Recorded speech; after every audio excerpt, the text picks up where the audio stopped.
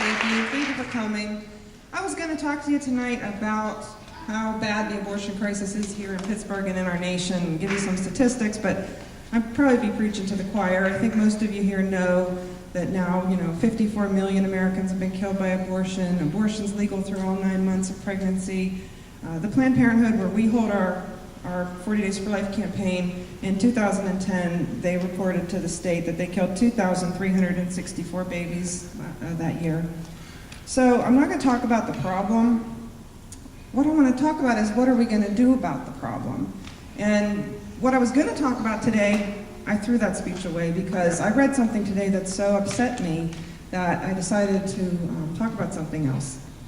Satan, he is so tricky, and every time we expose one of his lies, we shine a light on one of his lies, he just finds another strategy. When the girls were told that it wasn't a baby, it was just a blob of tissue, then ultrasound came out, and crisis pregnancy centers came out and offered free ultrasounds, and that lie was blown. So then they started with, they would tell the women that it's a quick and easy procedure, you're not going to suffer anything afterward, it's going to take care of your problem, you can go on with your life. And then organizations like Silent No More Awareness came out, and women were telling their testimonies, and they realized they couldn't get away with that lie anymore.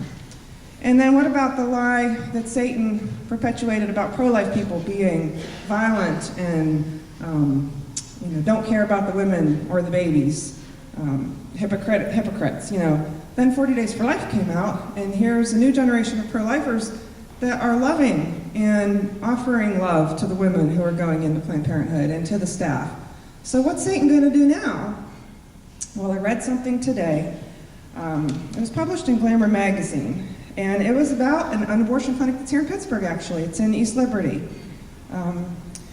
What they're doing is they're taking a different angle. They're saying to the girls, we know it's a baby, and we know that we're killing the baby, but you're doing the best thing for the baby because you can't take care of the baby the best way that, the baby deserves. So it's more merciful to kill the baby. And they're giving women little pink hearts to write a note to their baby on the day that they're killing their baby. And there's one here in the magazine article, and the woman she wrote, "This has got to be the hardest decision I've ever had to make.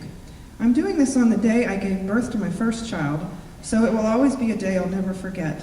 I love you, even though I know in my heart I can't keep you. But the memory of you will make me strong. I know your spirit is in a better place. Each tear I cry will help me erase the memory of this day, but not of you.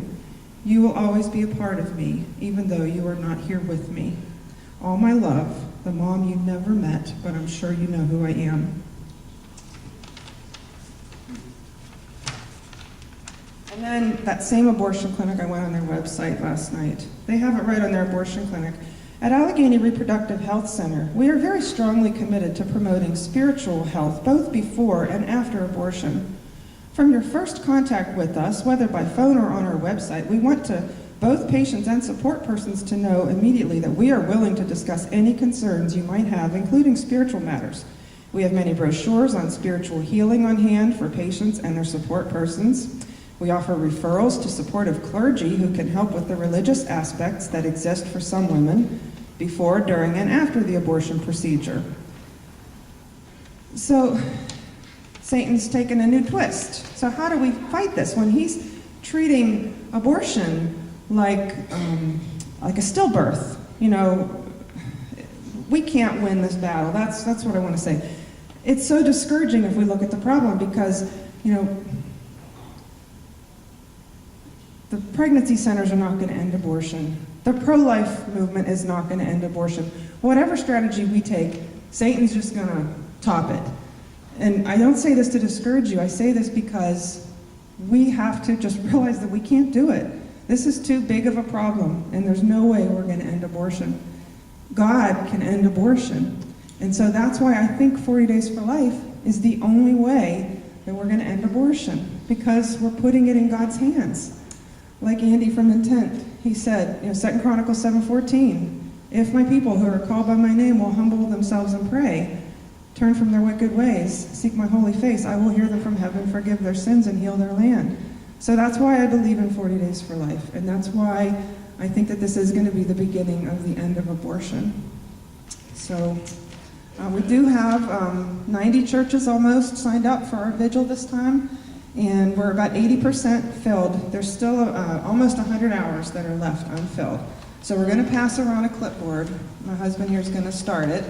And there's another clipboard that has statements of peace attached. So if you can sign up for some hours and help us fill these last remaining hours and fill out a statement of peace if you haven't done so already, you can turn them in the back when you leave at one of the tables. And I think that's it. You feel that you sign up for the hours that are still there? Yeah, the vigil is very important. Like Sean said, prayer and fasting is very important. We have to put that first. And if anybody's not already receiving the daily devotionals from the national website, please go onto the website and sign up, 40daysforlife.com/Pittsburgh. Click sign me up, put your email address in, you'll receive the daily prayers. Fast however you feel led. Make sure it's a sacrifice. God will be faithful and honor your sacrifice. But the vigil is important because that is our witness, and like Sean was saying, the people that work there at Planned Parenthood, we may be the only example they ever see of true Christian love and sacrifice. And they may have had a negative experience with a so-called Christian in the past, and so they stereotype us all as being narrow-minded and judgmental. And then when they see us out there in the cold every day for 40 days, which is a long time, they can't deny our sacrifice and our dedication. And that I think we're going to save more than babies' lives this time. I think we're going to save souls too. We can't do this without Christ. We have to, the girls that go in there that don't have Christ, they don't have the Holy Spirit, they're like lambs led to the slaughter. They're just clueless. They're easy prey. So we got to be there to represent Christ at that place. So please sign up. Thank you.